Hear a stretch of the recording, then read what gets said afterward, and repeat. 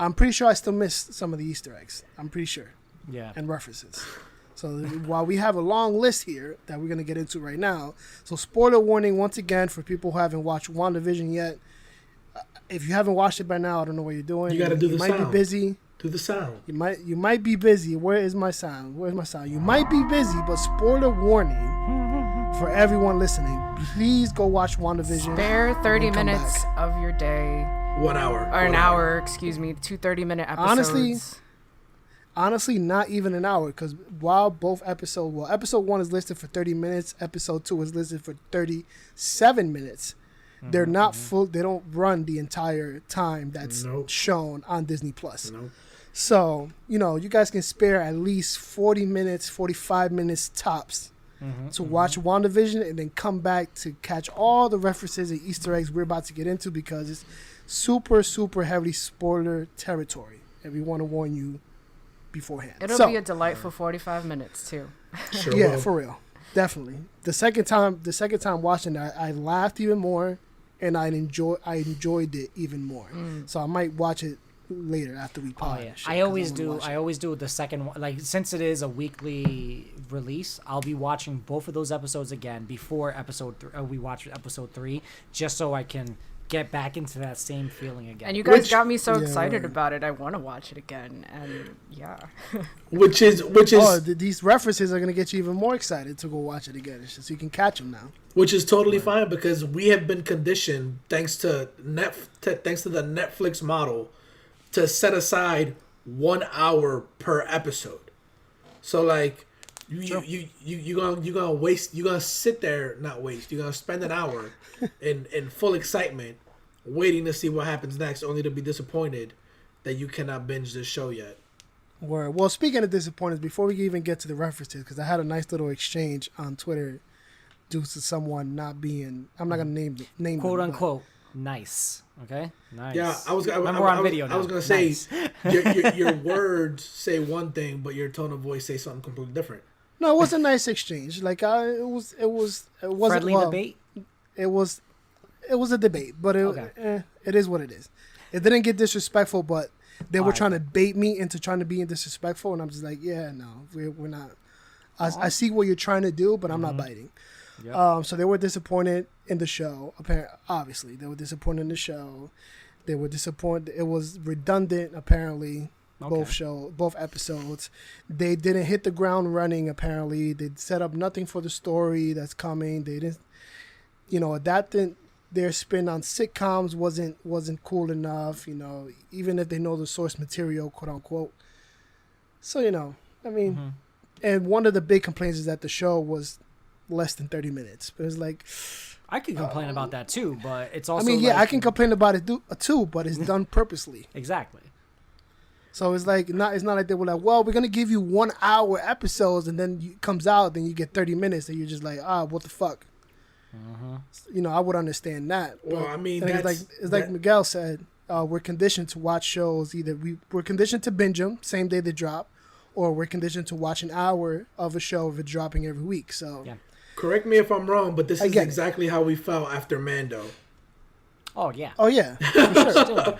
So, but the thing with the difference between this and Mando in terms of runtime, I feel like WandaVision utilized their runtime very well to set up to give you we're doing our little spin on these sitcoms, but we're also kind of slowly weaving in that these two realities are conflicting with each other. One, you know what I'm saying? We're trying to blend them in together, and we can see the resistance of the fakeness with the realness, and everything bouncing back and kind of trying to conflict with each other. So I like the way they play with it.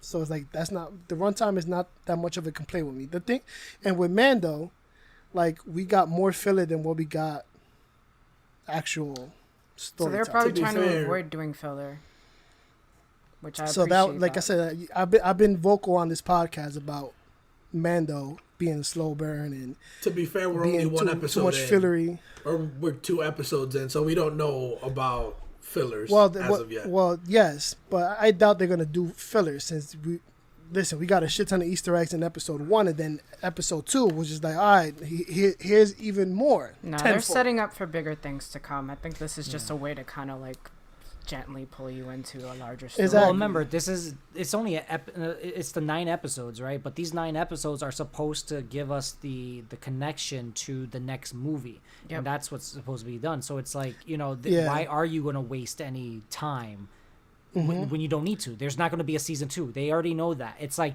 this purpose is to give them their story, but also give us the branch to why the next movie is so important and how it got exactly. So That's all it is. that's one of the points I made too, because they were like, well, every single show I watched, the first episode hits the ground running. I'm like, but this is not that show. Not every single show that launches their first episode hits the ground running, and they don't have to. You need to watch there's more m- shows. Like there's there's- so many shows out there who fall flat episode 1. You got to watch Exactly. it to like episode 4. That's the thing. Episode 1, for the most part, typically called pilots because you're testing the waters. That's one.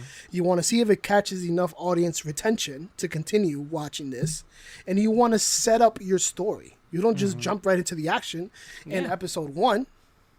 That's bad storytelling. Word. Even though So it's technically like- WandaVision did jump into the action. Yeah, and the beautiful thing about them being able to do it, present this story the way they did, is because we've been with these characters since 2015. At least Vision and Wanda, we've been with them since 2015. Obviously, Jarvis, Vision, they're one and the same.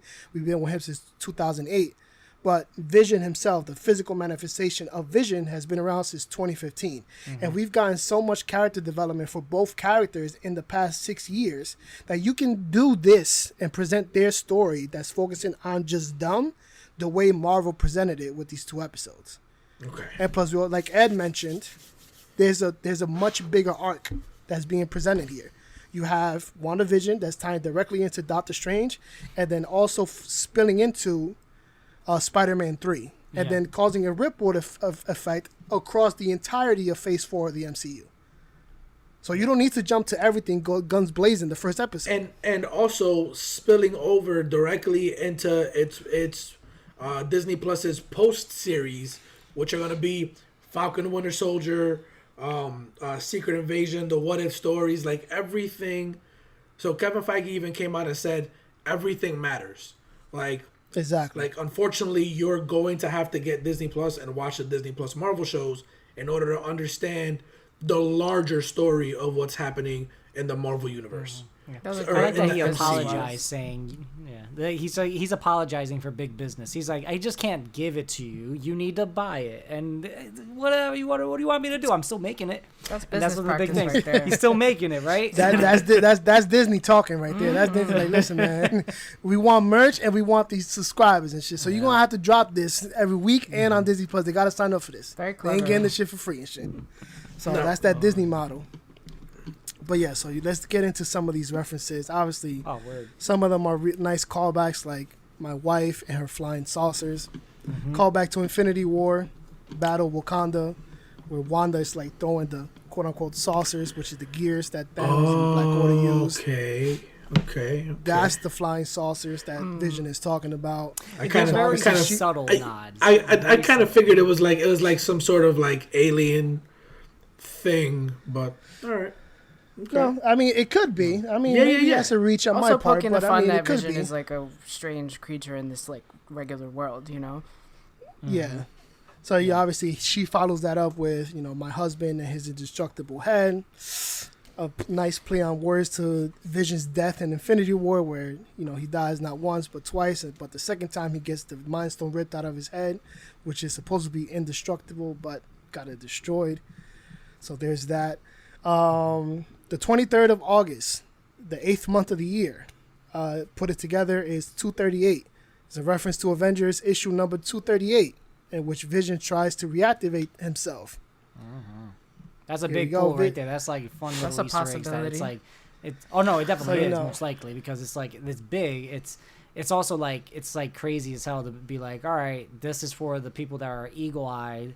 They want to fucking see some type of reference besides the heart. It's funny too, because Yeah. besides it was being his boss's the day that he was abbreviating to do it, which Yeah. it was cute, it's funny, but it's also like if you think about it, yes, him reactivating himself is technically like he needs to bring his heart back to life. So it's like that you can add to that type of stuff. You know what I mean? So it's pretty cool that like you could always make it more poetic than what it is.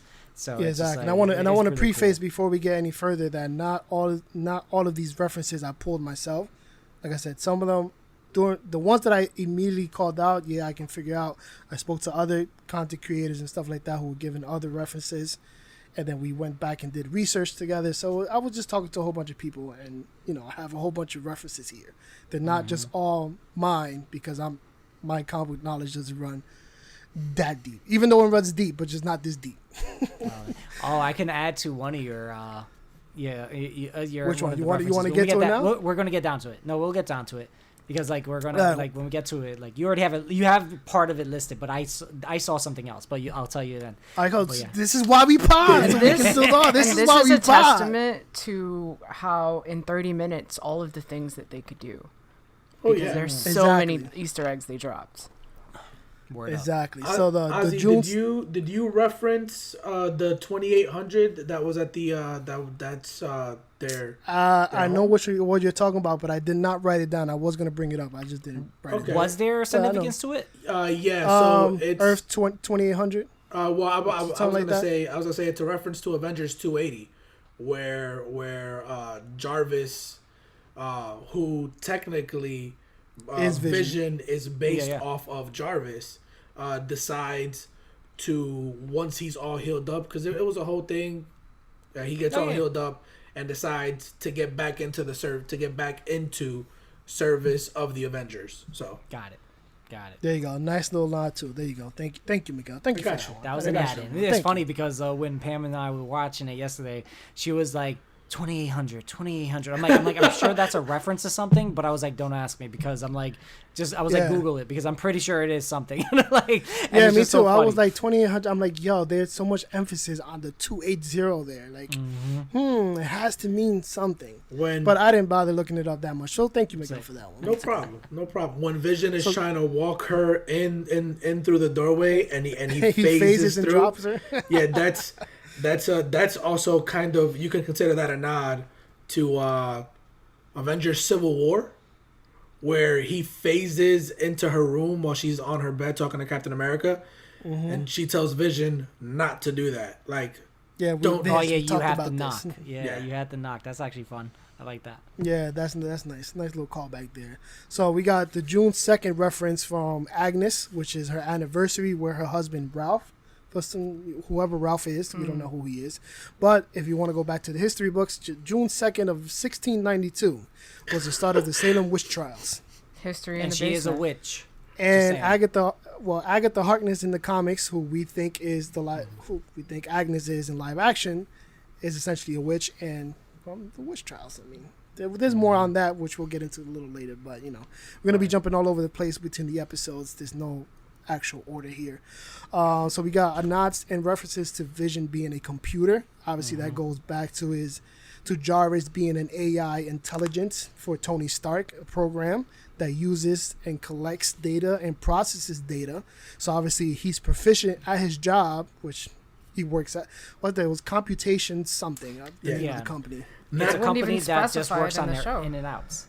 He's not too proficient. All right. I mean, productivity's only gone up 300%. 300%. Yeah. But what do they do? But what do they do, I ask? Yo, how great, how amazing was that beat? He's like, but what do we do here? Do we sell things?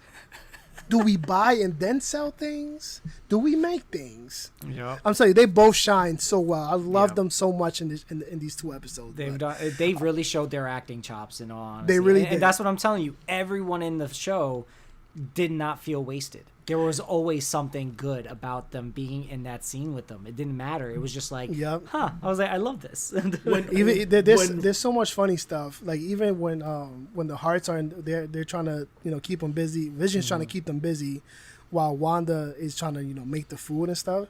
And then Mrs. Hart goes, my head is spinning, and then he's like, the husband's like, I don't like that. And generally speaking, I don't like her head spinning either. I know those are like, honestly, even the old timey jokes were on par. You know what I mean? They had their setup, Exactly. they had their punchline. That's exactly how you would get the laugh reel going. You know, And I love how they had the mom from that '70s show. Like, as their Yeah, the Deborah dancing Jo was Rupp. how she used to do it in the show too. If you remember, Yeah. that's how she used to dance. Yeah, I used to when I saw her doing the whole like that's how she did. I was like, that's the '70s show. That's it. And speaking of that scene, just a kind of little sidebar, but he said that it was like a Kakovian tradition when she showed up in the in the gown, because she was under the impression it was their anniversary, but it actually was something completely different. And I don't know if you guys have noticed, but the subtle differences since the beginning of the episode with Agnes to try to convince Wanda into trying to conceive with Vision, because she couldn't figure out what the day meant, and then Agnes is the one who instills it's your anniversary. Mm-hmm. This is how you woo your husband. This is how you should greet him. Get the night ready. Like the music, things like that. The music, set the mood and whatever. Have a baby. That's what she was whispering her. Have a baby. Yeah. Also, knowing that she has some power, like she's just like, oh, you can make this dinner in a snap. Like everything's just which is also a callback to Thanos in Infinity War with the snap. Get them good and drunk. Nice. Get them good and drunk and have a baby. Word. So going back to Agnes, as obviously she's really Agatha Harkness from the comics. She's a witch. She's in cahoots with Mephisto, and she's also the mentor of Wanda in the comics, and she helps her with all her powers and all that good shit. Yep. So, excuse me. There's a lot that they're setting up in these first 2 episodes for Mephisto, which obviously will be introduced at some point. Yeah. Anybody else think that Ralph is Mephisto? That's what everybody's her thinking. husband, and that's the anniversary. I'm pretty sure that's when Mephisto was called on to her. Makes sense. Ralph. Yep. Fucking Ralph. Because you never see him. She just talks about him. Yeah, you never see him. Yeah, she talks about him. Yeah, very true. Very true.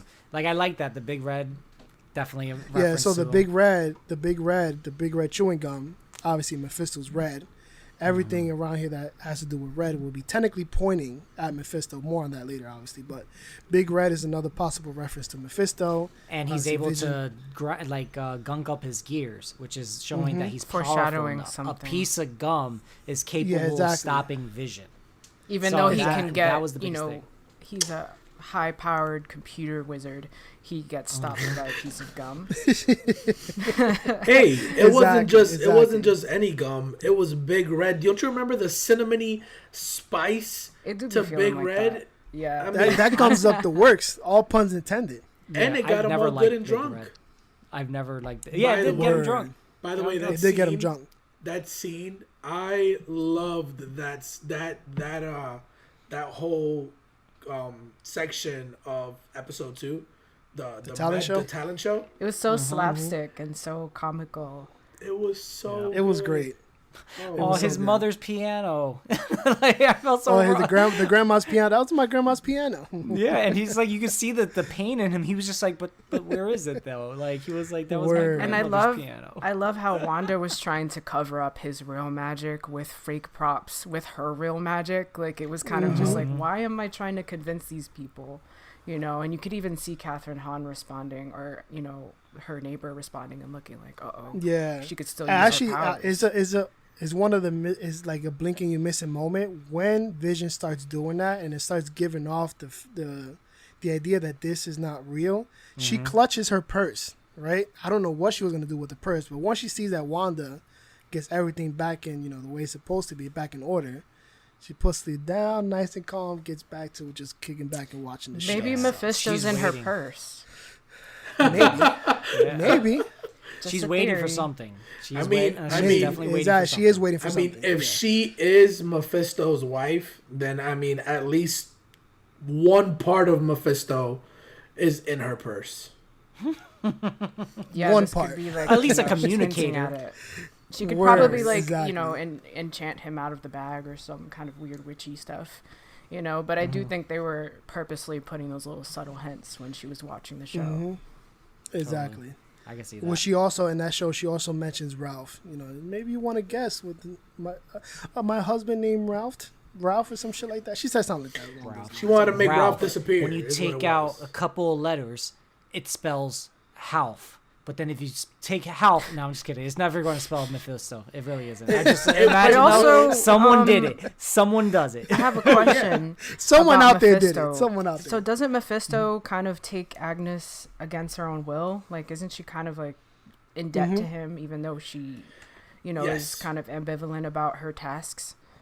Yes. Well, remember, he saves her the first time, makes a deal for her to save her from the witch trials. So then that's when she became like pretty much in service. I think that's like one of the original versions of her origins. But because I could even see her being conflicted about what she's doing. Yeah. Yeah. I'm sure there's going to find a way to do it. Like Agnes has always been kind of like Agatha at least. She's always been kind of like the mediator in between, right? She never takes a side, but she's also trying to save as much as she needs to and put things on the path. Sometimes she's a little clairvoyant as well, so she sees a good amount of stuff happening. But how it happens, it's like she never sees it fully. So it's like she can only kind of push certain people in a certain direction if she sees it ahead of time. But she's not really the best of the best, honestly. That's what like the best thing you could say. Yeah. As long as she saves her own skin. Yeah, but I think that's part of it. Much. Yeah. Pretty much. So yeah, speaking more of Mephisto, we got a couple lines. Obviously, one is delivered by Dottie, and then the other one is a response from Agnes. So the devil is in the details. Agnes responds, "That's not the only place he's in." You know what I'm saying? So that's a nice another nod to Mephisto. Yeah. Where is he? He's in my purse. Where is he? He's in the purse. So obviously we get Jimmy Woo on the radio. Wanda, who is doing this to you. We seen that in the trailers. I love that, by the way. I love freaking Jimmy Woo. Jimmy Woo is awesome. I loved him from way back when he did that series Fresh Off the Boat. Yeah, he's funny in that. Like, I love this dude. Like, oh man. Did you guys Go ahead. Did you guys notice at the end, like after the credits played, and at the end of episode 2, when she sees the beekeeper, she says no, and then changes the reality, which obviously changes everything into color and whatever. Once the credits roll, you hear him ask again, Wanda, who is doing this to you? Yeah. Well, and then that's what it cuts off. Because they don't know that, and you guys already know this. I'm just gonna go ahead and say it. Like, they don't know that Wanda's the bad guy. All right, I'm gonna stop you there. To a degree. I don't think she's a bad guy. I'm sorry. I will interject. Personally, I don't see her as a bad guy. I honestly think what's happening is she lost control at a certain point during a fight, and where she put everyone in was a safe place that she felt safe. So what she actually is doing is defending everyone. But because she lost control at the moment, because no one really knows the extent of her powers yet, herself included, that's why everyone's kind of freaked out and she doesn't remember anything. Because it was a defense mechanism. It was like kind of like it just snapped, and that's what happened. You know what I mean? This is where we're at. And she's probably that mental breakdown she had from House of M. This is it. Right, yeah, wasn't she held captive by like the enemy forces? So isn't a part of her just a little, confused? Not to her fault, but like it's just based on where she came from. Well, she was experimented on. Yeah. And shit, so yeah. Yeah, you'll see that in one of the further notes we talked about the watches. And I mean, look, when I say she's the bad guy, I mean like she is causing all this to happen, and you can see that it is her causing all this to happen because she says no. Like if she wouldn't have said no, then you could make the argument, oh well, maybe somebody's controlling her, maybe somebody's doing this to her, but she chose. She decided that is not what's going to happen. You are not going to come into my place of dominion and try to get everybody. No, we are living this life, the perfect life. You're well, yeah, I agree she's doing it. It is her doing.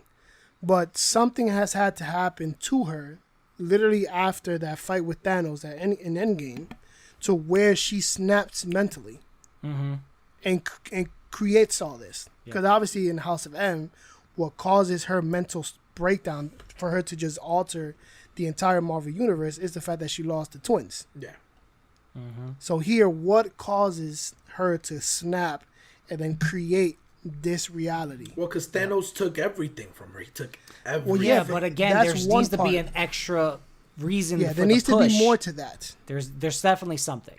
So it's We'll think about it. Like I think what we'll get to now with the colors of the helicopter. You know what? Go ahead. Toaster. yeah. So we got a whole bunch of red colors. You know, it's called Technicolor in this scenario because, you know, it's black and white. You got some colors coming in Technicolor.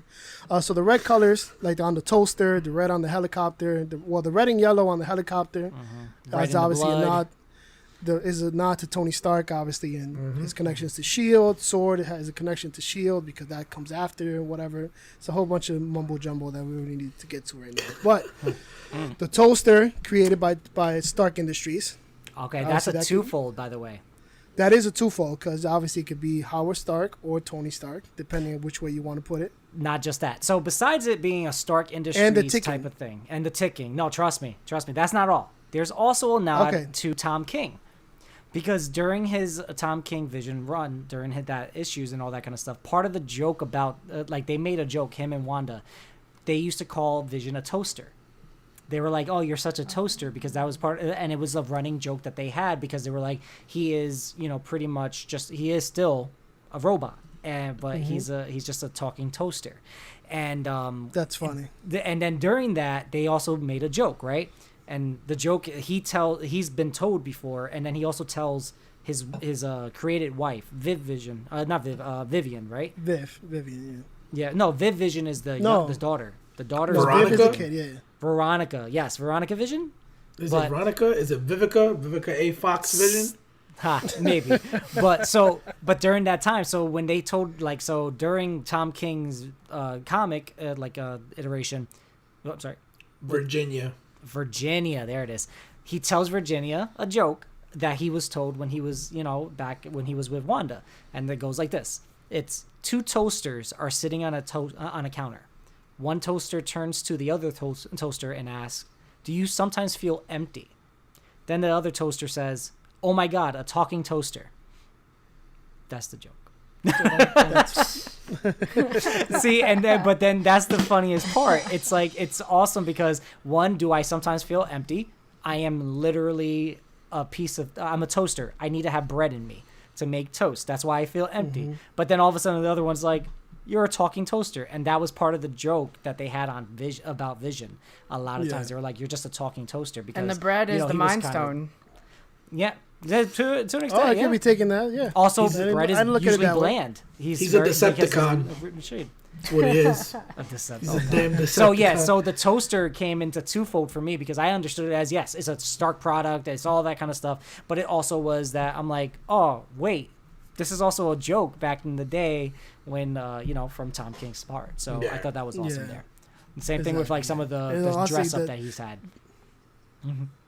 So the toaster also uses the repulsor sound effect that obviously is a callback to Iron Man. Then the ticking is a nice callback to the bomb that was ticking in Sokovia when the twins were 10 years old but never went off. And then obviously Red Stark Industries, which is why they hate Tony Stark so much. Going back to they did, yeah. So going back to the reality thing, back when Dottie in the radio and then Dottie breaks the glass.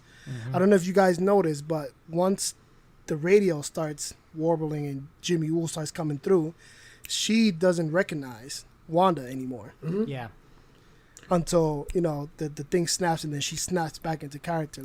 Like, this is how you clean. How does the housewife clean the blood off of linen? Does it herself. Until Wanda snapped her back to reality.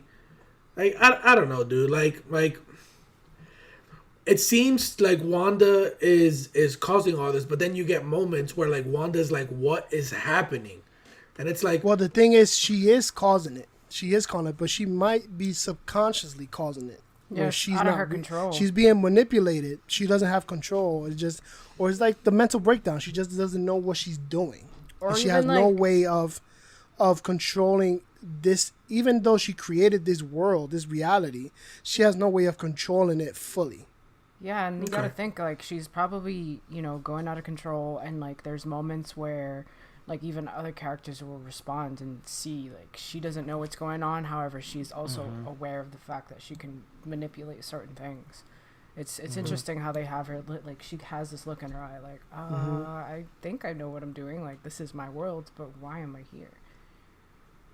Well, remember, they don't know where she came from. They don't know why they live in that town. They don't know why they're not married. They don't know when they got married. They don't know their anniversary. And it's like, it's just a blank slate. They don't have any information whatsoever. This is your future. That's like the toaster commercial said, forget your past. This is your future. So it's literally them forgetting their past because this is the future she wants. This is her perfect vision. Oh, but nice. Oh, that one's nice, actually. I just read it. So which one? Wanda's passing the meat tenderizer. But yeah, I wanted to go back. This might be a reach on my end because of the ticking with the toaster. Obviously, she's an Avenger. You go back to Avengers 1. Bruce tells Tony Stark and the rest of the Avengers we're a ticking time bomb. If you go back and you follow the MCU, they did literally become a ticking time bomb because everything just fucking blew up in their faces. They have repercussions. It's a whole bunch of shit. Like I said, it could be a reach. Anybody can take it that way. Somebody else can not take it that way. I don't care, but that's how I'm putting it. But yeah, so the meat tenderizer, when she tells him when he comes to the kitchen to help her out with the dinner, is obviously a callback to Age of Ultron, where he hands Thor Mjolnir to prove to the Avengers that he's on the side of life, on the good side. Word. So yeah, where's the Microsoft Word sounds? Because that's how you just made me feel. Yeah, you lost me there. Okay, so real quick. Do you think that if Vision was evil, he would still be able to pick up Mjolnir? Probably. Yeah, if he has the Mind Stone still in him, then yes. Okay, good, because I think so too. I think Vision picking up the hammer is no different than Thor putting the hammer in an elevator and having the elevator go up. Well, yeah. So it's like Captain America said. I'm like, he's a machine. Doesn't count. Yeah. Okay. All right. So, we're all on the same page. Okay. Yeah. I actually, matter of fact, speaking of that, now that we're talking about Age of Ultron and the hammer, picking up the hammer, the callback to that, I came across a TikTok video, right? This chick was asking why in the beginning scene of Age of Ultron, like when they're all trying to lift up the hammer, why no one could pick up the hammer? Can I? Do they want to know specifically? No. I got you. Where the fuck I got you right now. Go for it, Miguel. Do it. Captain I don't even give a shit America. about TikTok. Steve Rogers would have been able to pick up the hammer because you can see the hammer budge. But Captain America knows what him picking up the hammer would do to Thor, which is why he was so quick to be like, oh, can't do it. But he would have actually been able to pick the hammer up. Yeah. But yeah, I mean, we don't have to answer that question for her. We don't know if we didn't even know she knows about us, but that's just funny. It was just funny to me. But yeah.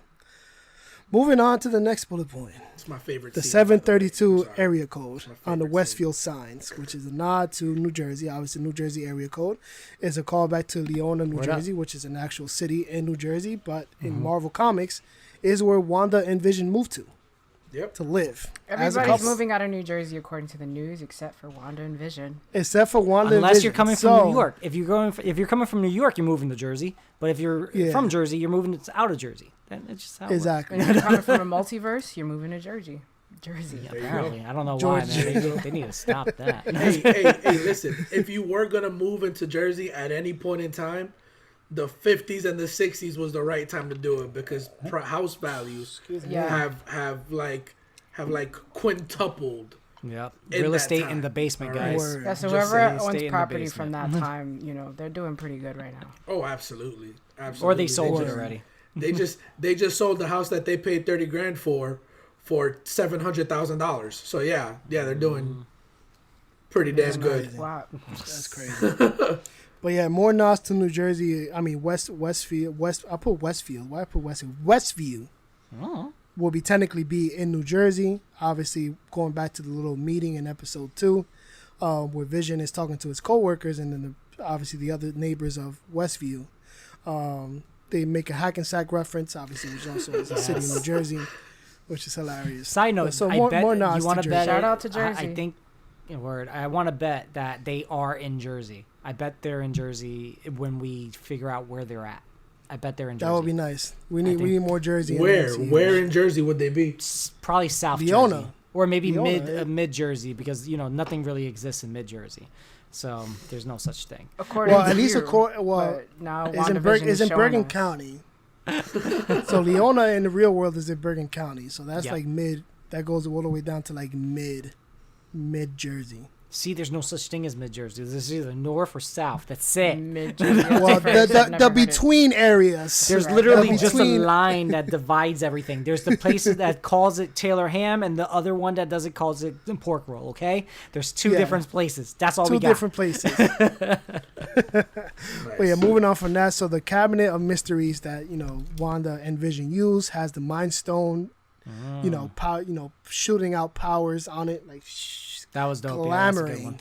So a lot of people, I'm surprised a lot of people didn't pick that up, but a lot of people did not pick that up. As soon as I saw it, I was like, wait, Did you make I sure you didn't. put it on Mind Twitter Stone. first? No, I didn't put it on. I wasn't Do tweeting it. I You was know why? watching. Because that's how you become a trendsetter. That's how you get Nah, you get the pool, bro. People talking about it at this point now. I'm too You late. sure? Yeah, I'm too late. Yeah, All right, fine. I'm too late right now. But yeah, so the names that they use, glamour and illusion. Mm-hmm. So I did some research on glamour and illusion on the internet. So this is some deep callbacks. This is some deep callbacks on Oh the my internets.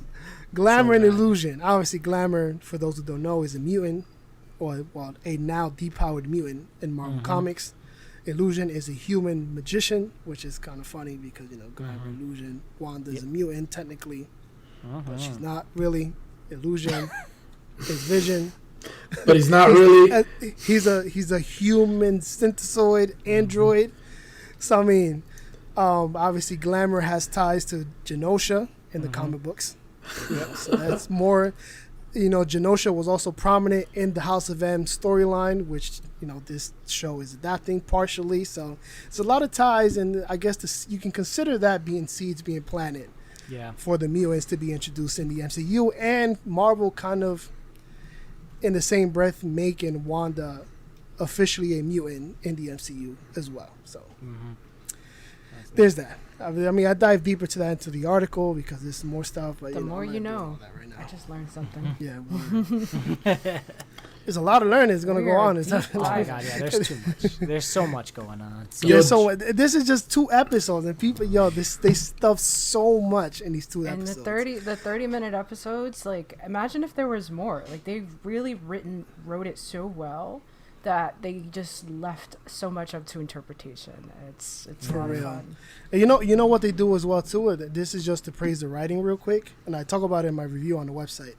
The way they write the supporting cast to say certain things to make you question the reality. Yep. So like you know instead of what, just what it Wanda, is too. It's not just what they say; it's how they do it. And I feel like what it is also part of Wanda's subconscious, trying to help her escape. Because you know what I mean. It's like it's like how Agnes is telling her, use your powers. You know what I mean, or kind of force a baby. You know what I mean. Like it's all these other individuals are trying to subtly snap her out of it. You know what I Yeah. mean? The world is against her as much as she's against the world coming back in. So it's like it's such a cool freaking concept. It really is dope. Like the moment that they had to, I'm surprised we didn't even bring it up. The moment that Mr. Hart is choking, it's like the delayed reaction and the moment of just like like the confusion. What should we do? Should we save him, or are we supposed to save him? Yeah. He's asking us questions that I'm not how comfortable his with. wife, or how his wife was acting, and she's like Yeah. laughing, and she's like, "Stop it." Yep, stop it. She's on like a repeat track and shit. Yeah, she looks at Wanda. Stop it. Stop it. And just Wanda's just frozen there. She's like, I don't know what to like. And then Vision is also frozen. Like, yo, stop it. Can you stop it? Yeah. Stop it. And he reaches through his throat. It's crazy. Yep. Yeah, he uses phasing powers to get the strawberry out, I guess. Yeah, but then they get up and they leave like nothing. Yeah, like nothing happened. And then at least he got the see when they promotion. opened the door, there was a lobster on the door. That was the lobster that she threw out accidentally when they opened the divider, the kitchen divider. Oh, and okay. she was all like frantic and frizzled.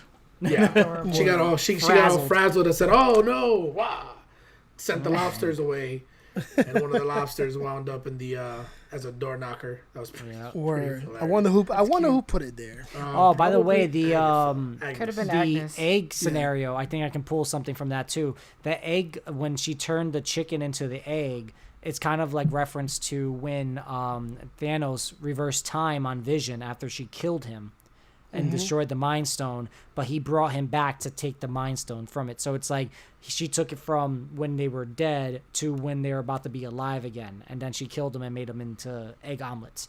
So kind of like that time. Like I guess it was for me, it was kind of like a reference to the Time Stone. She was like, "All right, this is it. Nope, too far." And now it's like same shit for me. Same. It could be a pull. It makes sense. It could be a pull, but I'm just doing it. I'm doing it. It's mine, guys. No, do it. Do it. It's mine. Fuck it. Do it. We're doing it. All here, we're doing it. I mean, That's how. It's not like she's gonna tell you. You'd be surprised.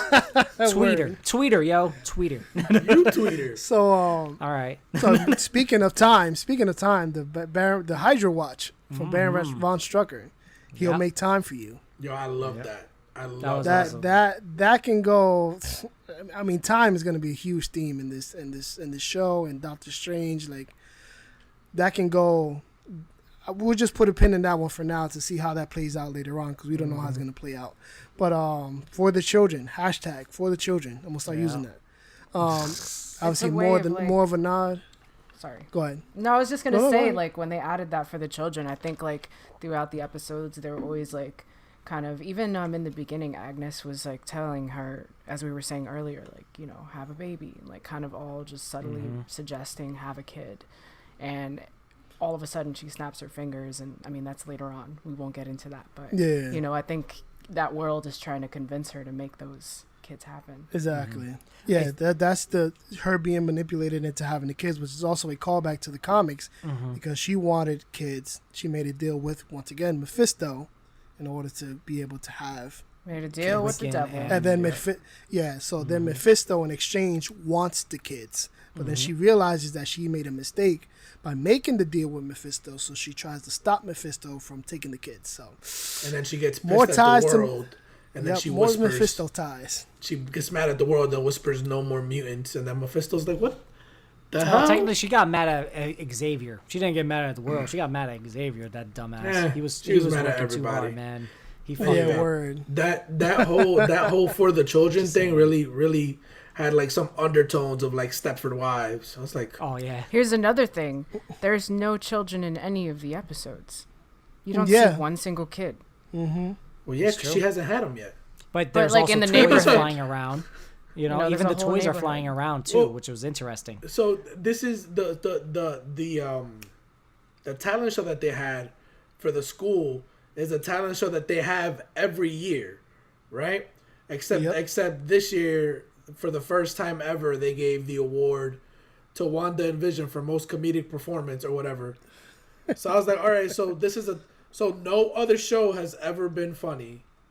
That goes back to what I'm saying. Like, it's just it's one thing. Things start to conflict, because what she's trying to maintain, that imagery she's trying to maintain, is conflicting with what reality that is, and then obviously the outside world trying to breach in there causes I'm doing too much with my hands on video and shit. Because right now what they're living is a joke. It's a lie. Yeah.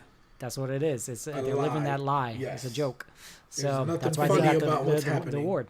Yep. And then you guys notice how Vision like outright tells them like, "Oh, we're gonna tell you lies, and you're gonna believe it because humans are so easily fooled." I'm just like, "Yo, Vision, you gotta stop, bro." They were talking to the audience too.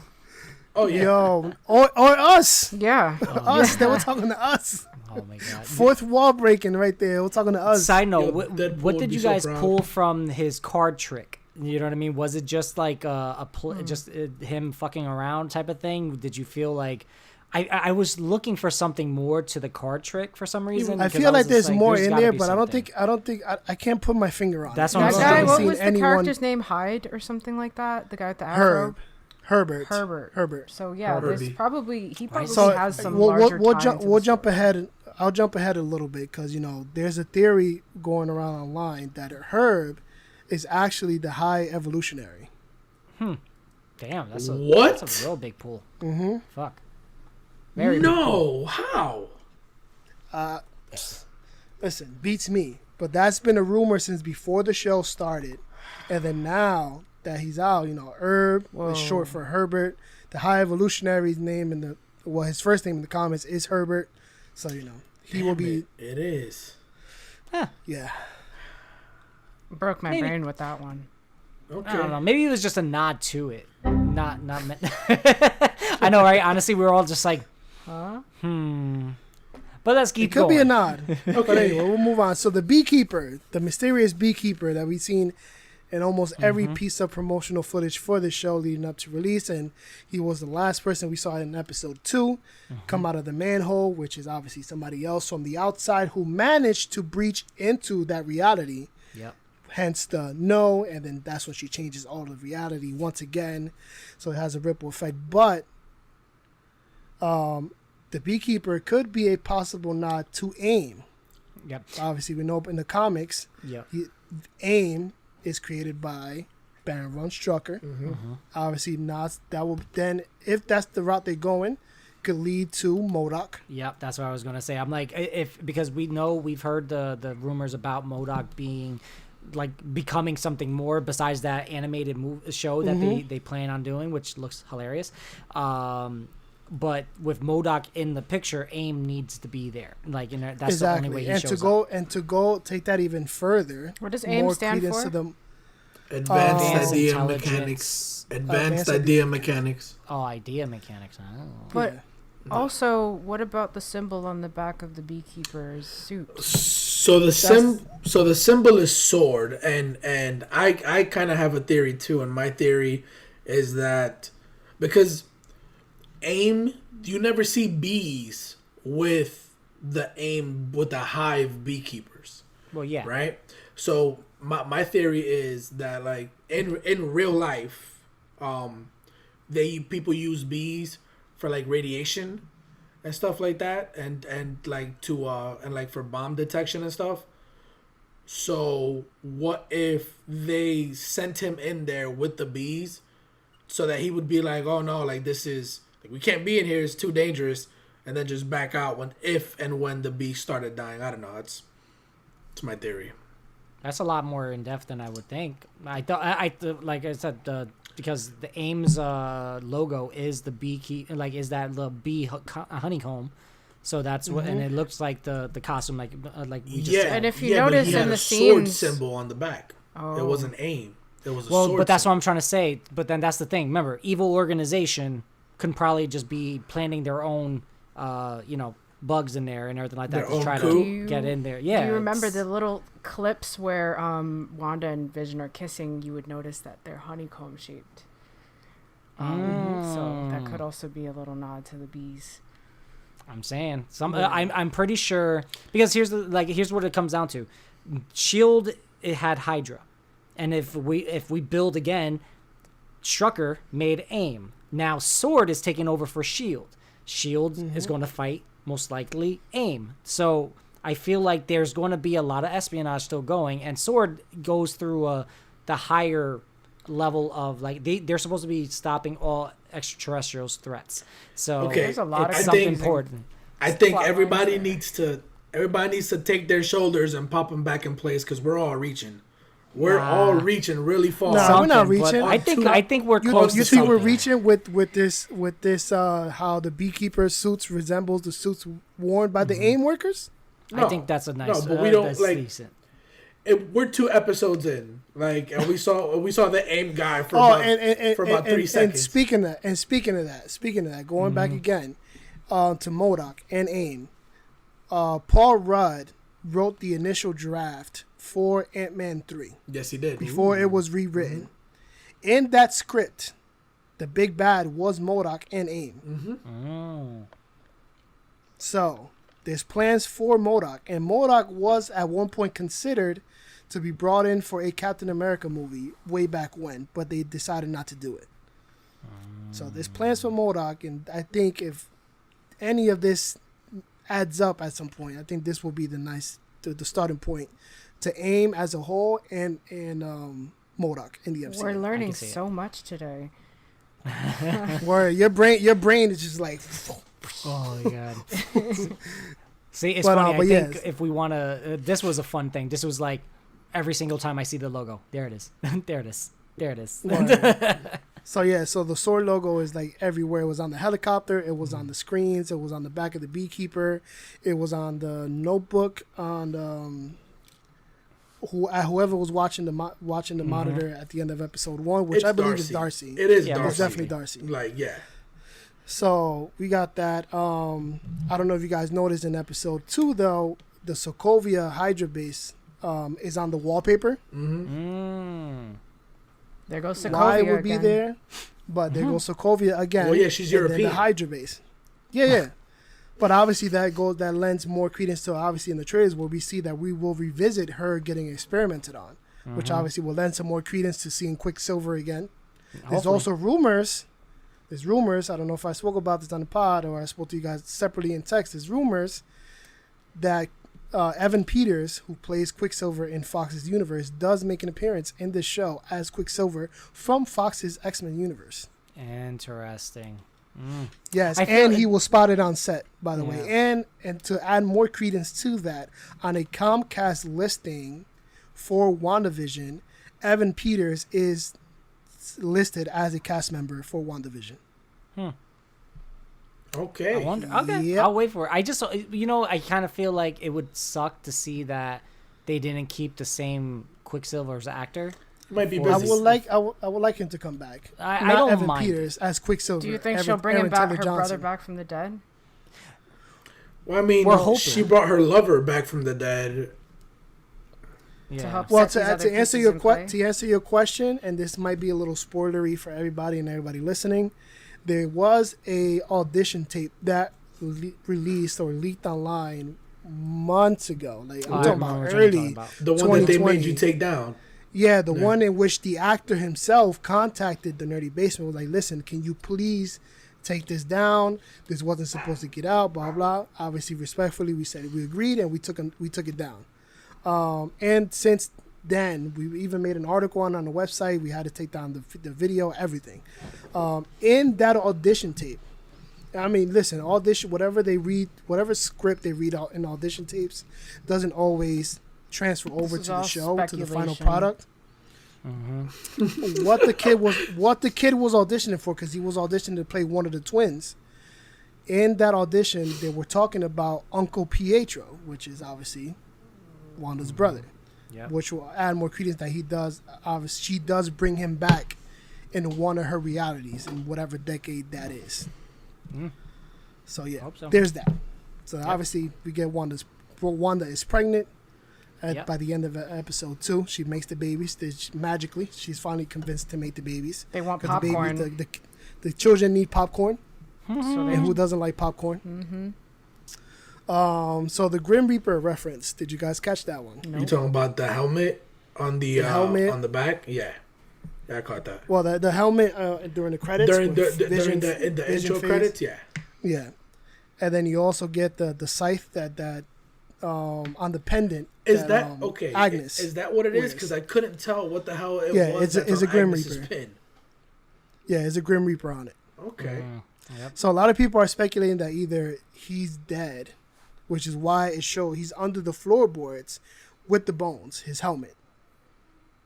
Or he's Ralph. Grim Reaper? Grim Reaper. But that wouldn't make any sense because we wouldn't know and we wouldn't care because we don't know who Grim Reaper is in this universe. Well, again, it's I also don't know how could they just would be- explain it. Yeah, it could also just be the nod to the comics. Remember, Wonder Man's, brother was Reaper. He was just a regular villain with like a nice, cool ass, powerful blaster on his arm. And with a Virginia scythe. and Virginia did kill him and bury him in the backyard. Yeah, so I was about to bring that up. He does appear in Tom King's Vision run. So Yeah. Sure does. Okay. So there's that. That's cool.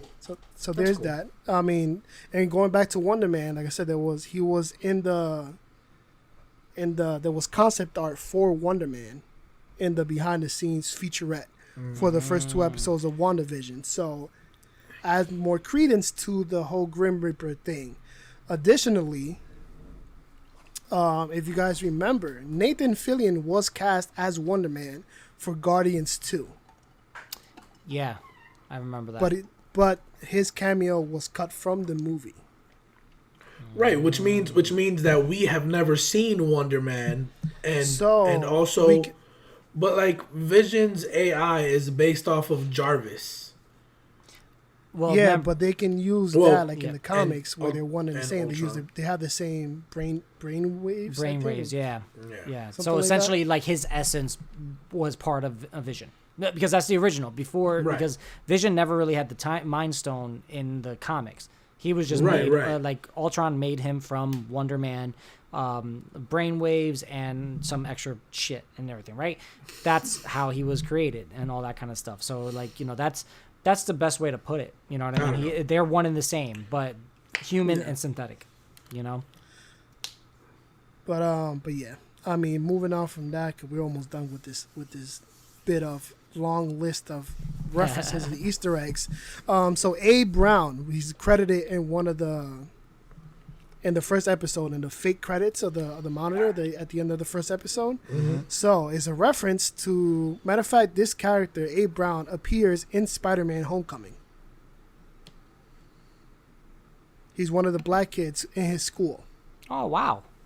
Yeah, if That's you go cool. back to Spider-Man: Homecoming, where they're doing the news portion, one of the little black kids is Abe Brown. So this is a reference to Abe Brown from the comics, who is a part of the Sons of the Tigers, which have connections to Iron Fist, Misty Knight, Colleen Wing, and Shang-Chi. Ah. And Shang-Chi is coming to the MCU, which is okay. Yeah, he's coming to. Well, listen, Miguel. Kevin Feige told us all we pronouncing Shang-Chi wrong. What? Shang-Chi, not Shang-Chi.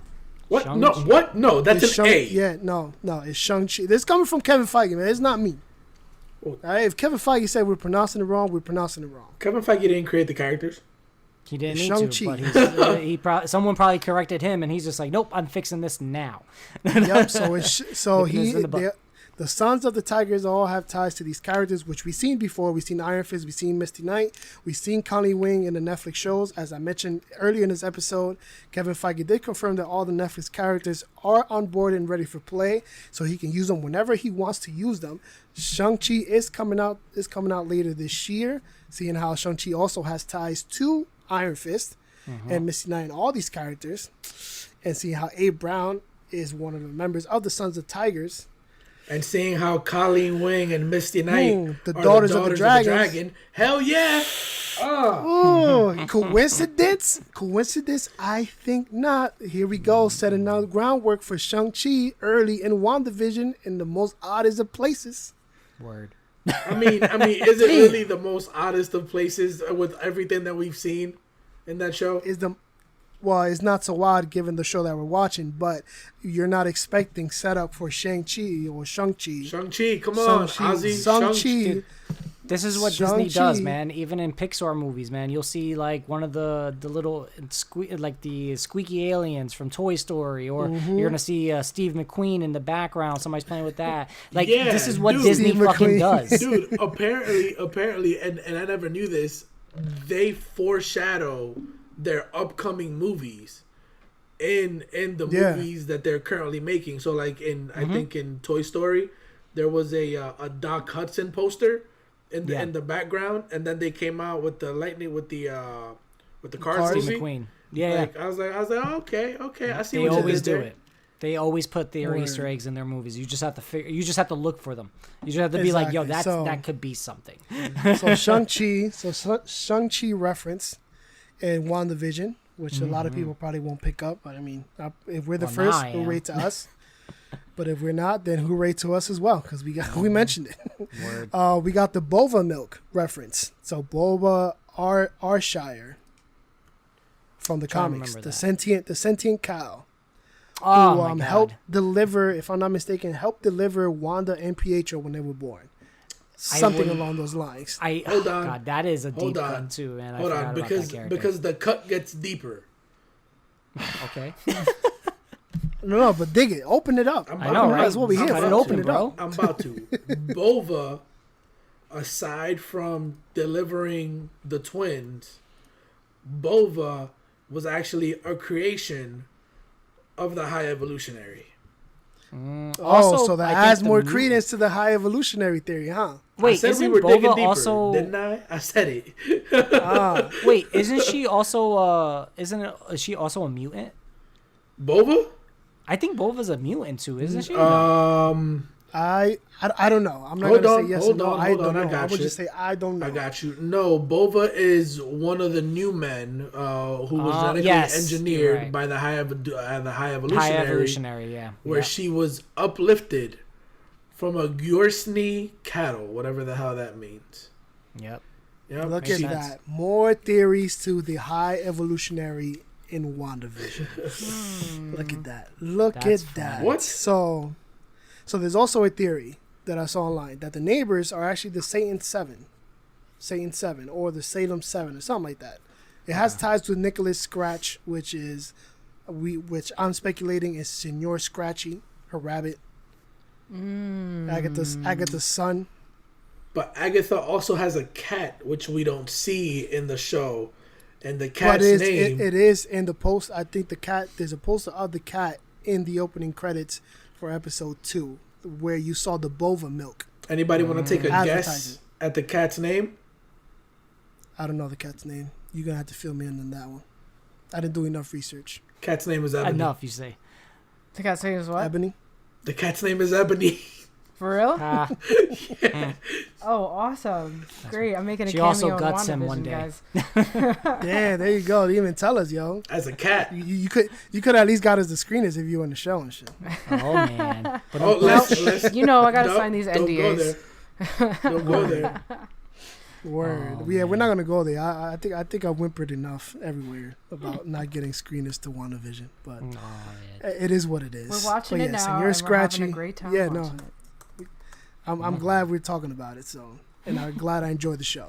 But yes, and your Scratchy could probably be a reference to Nicholas Scratch, which is Agatha Harkness's son in the comic books, and is also a Wanda villain in the comic books. I think he actually is a villain to the Fantastic Four as well, if I'm not mistaken, based on the Senor research I Scratch. did.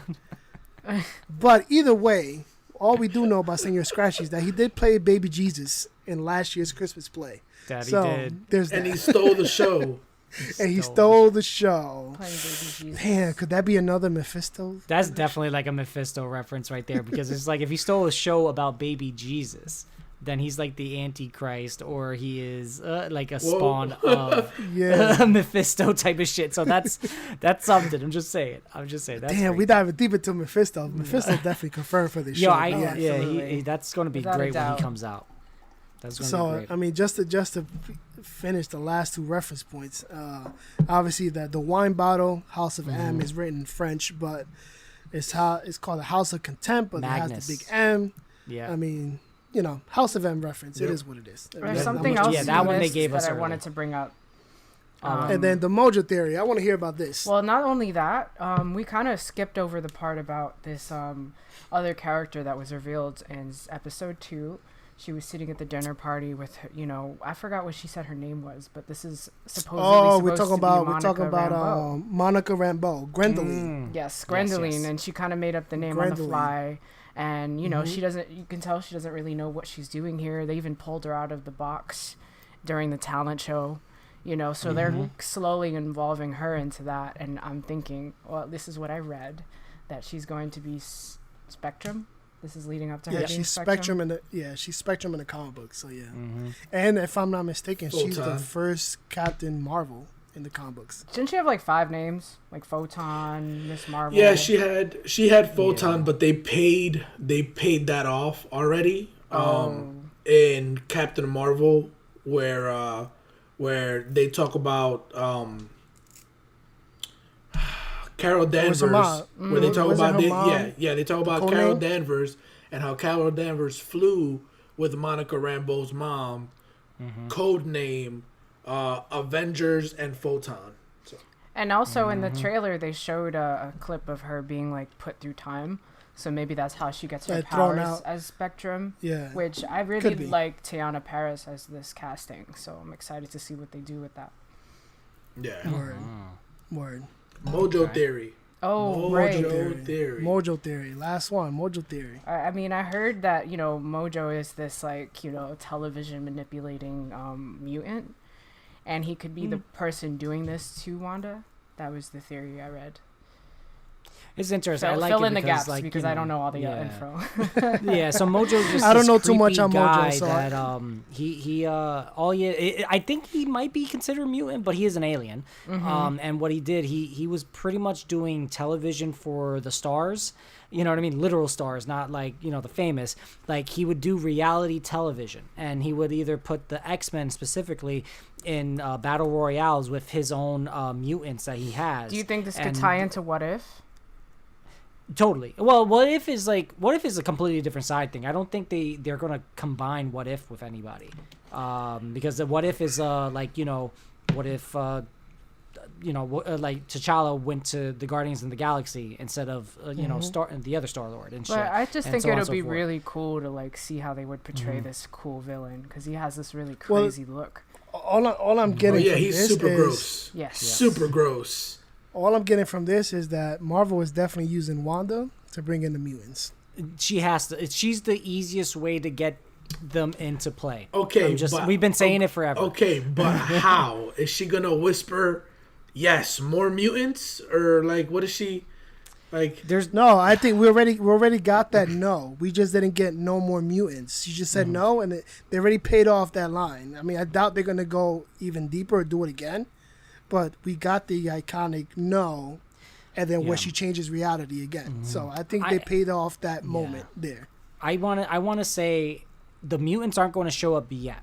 They're going to show up after at least Multiverse of the Madness, because I think that's when they're going to have to merge something, and something else is going to happen, a ripple effect to bring in these mutants. Because again, it's the only tough part is a lot of these characters that would mesh up with their the counterparts in the Avengers.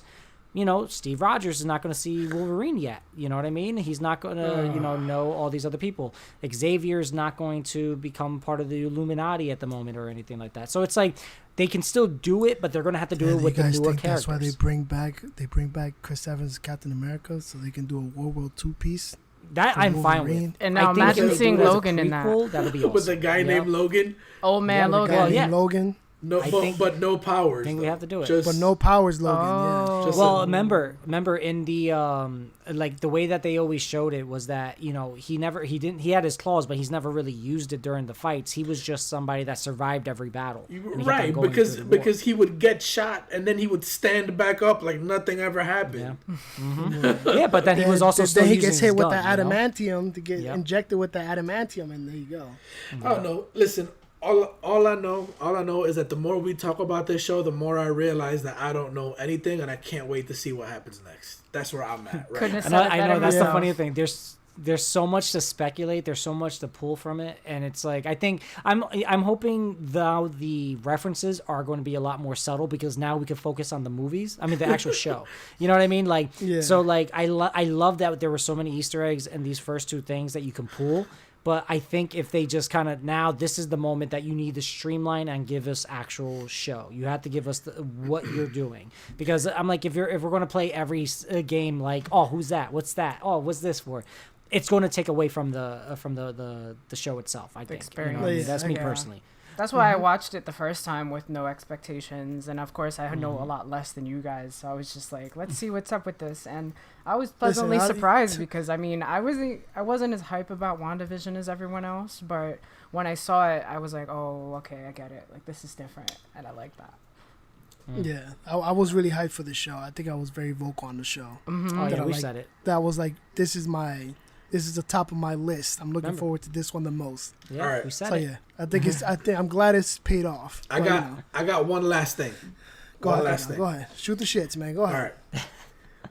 At the end of Infinity War, they pull the Mind Stone from Vision's head, and Vision goes gray, right, or black and white, right? They start this show off with everybody in black and white, and then she gets pregnant, and everything goes to color. So I'm wondering if the introduction of new life into this world isn't going to play off of Vision also coming back to life eventually. Because remember, in the in one of the previews, you see Vision show up in full Vision like look. He goes to Agatha Harkness, and she goes, "Am I dead? We're all dead." And then she does that laugh. She goes, "You're dead. I'm dead. We're all dead." So I'm wondering if that's kind of what's happening here. Like maybe she brought Vision back at some point, and then the whole thing with Agatha and Vision happened. And right now I'm just speaking about things that are coming to me right in this second. Vision shows up to Agatha. Off the dome, shoot it. Vision shows up to Agatha. Agatha goes, "We're all dead." Vision instantly dies, triggering Wanda's PTSD, which causes her to put up this dome and trap everybody inside, creating the WandaVision universe, bringing Vision from black and white to color, death to alive. Because she ultimately wants her, robot lover back. Well, I don't know. I like that you brought it up, and not only just going through the timelines, because obviously they're trying to play with the sitcom, obviously, and everything, Happier Times, and building up to something. I still don't think that was the trigger. I think the trigger is that Vision came to be after she put herself in a dome. You know what I mean? I don't think she knew that she can bring him back unless, she found Agatha or Agatha found her. And she started building up the events to be like, okay, what is the main thing that you want back? I want Vision back. You know what I mean? This is for, like, if I have this much power, this is what I have to do. Cool. I can do this. And then it builds into it and all that kind of stuff. And then, obviously she starts, it's cool. I like how you put it as, like, with new life, that's why they came back into color. You know what I mean? At that point, not just to go through the all the years of, like, television, you know what I mean? I like to see that, but I think my biggest thing now is trying to figure out, are they going to keep Vision alive, or will we see White think Vision they are, at the end of it? Because during the press junkets, Paul Bettany did talk to obviously Brendan Davis, comicbook.com, and kind of teased a little bit while confirming that House of M was one of the comic storylines that they were adapting.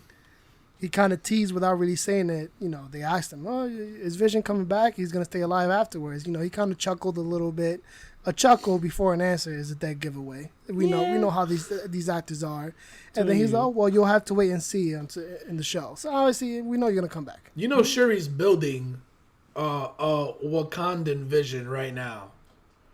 Like, is he the new White Wolf? Like she had all the specs and all the brain map patterns, and she goes, "Well, why didn't you do it this way?" And they were like, "Oh, because you're smarter than us, tiny 12-year-old girl." I can't wait to see Shuri again.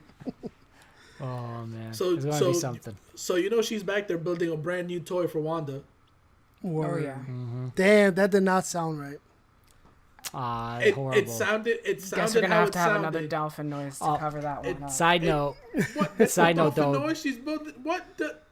Well, we don't know if she is, okay? But no one's building toys for her. They're building her an upgrade. So, side note though, I also think that the leader of the PTA, that woman, she's Dottie? probably the leader. Dottie? Yeah, Dottie. I think she's the leader of SWORD. I think she's in charge of SWORD, and she got trapped inside this world as well. Because think about it, leader of the PTA. Everyone needs to be on the right side with her because that's how you get in. That's how you get into the schools. That's how you do this. That's how the world flows. She More seems reaching. evil to me. Yeah, Like, I wanna say- evil Stepford Wivey to me. So Well, that's the thing. Think about it. Military and all that kind of stuff. She's kind of like, another Fury because she needs to try to win every time, whatever means necessary. I think she might be the sword. If And we're she's looking making for Wanda another clean up for Fury- her. Huh? And she's making Wanda clean up for her. So maybe she's That was like, just you me. know, That was because she was manipulating talking out of turn. If we're looking for She was just talking another out turn, for that's why. another Nick Fury, then I think we have to look at Maria Hill at Kobe Smulders. Hey, we'll see. Well, remember, she's right now a scroll, so we got to figure out what happened to her. Word. But so was Nick Fury, and then Exactly, and but it then turns where's out- Kobe? Then it turns she's probably up in the Sword space station with Nick. Word. We'll see. Because we didn't see it. We didn't see it. Word. I don't know. Well, see, now the big right. question is, do we do this every episode or do we segment it Every week. like on it its own feels- every week and Yeah. drop it that way, or We're gonna have a new Disney Plus segment where we talk about Disney Plus stuff. I think it's fine doing since they're going to be 30-minute episodes. I think as a quick review, this is fine, but I think we usually do. Let's see if the people tell us do weekly or do bi-weekly. And we'll just kind of do it that way, and then maybe we'll save the last 2 episodes of the finale for like a dual episode. I mean, the finale is gonna be an hour, so that's gonna be like 2 episodes. Potentially. So then we have the option. You know what I mean? But hey, I think we'll leave it to we'll the play people. around with it. You guys everyone listening, obviously, you guys let us know. And I'll watching. put a poll up, and watching. I'll pull a poll up on Instagram and whatever. You guys let us know there. And yeah, I guess. I mean, we're not gonna rate the season yet because there's only 2 episodes. No point of really rating it right now. But Notified. I think I'm gonna give it a notified, certified. If I'm being a little preemptive right now. No, It was I good. just said I It could was definitely good. say I loved it. I had a great time with it, and I think when I rewatch it to watch episode 3, I'm gonna be freaking. I think that's when I'm gonna get blown away. I think that's when we're gonna finally start seeing the plot built and everything even more. And Yeah. see Yeah, they're why just setting things up the went this pieces way. right now. I'm excited to Yep. see. I liked Exactly. it a lot. and No, I but can't you wait. have to hit the ground running in the first 2 episodes. Otherwise, it's not a Alright. good Don't show. throw that shade. Don't throw the shade, man. Don't go giving that dude any clout, even by repeating his I didn't garbage. even mention names. No. But I'm saying, not even by repeating his garbage. Word, Oh my garbage God. takes. But anyway, that's it for this episode. This shit was overly WandaVision. jam packed. Yeah. It was wonderful talking about WandaVision and all these It was references and Easter eggs and all that wonderful. good stuff. It was What up, wonderful. Well done. Well done. Well done. Well done. Well done. Well done. Well done. Well done. Well done. Well done.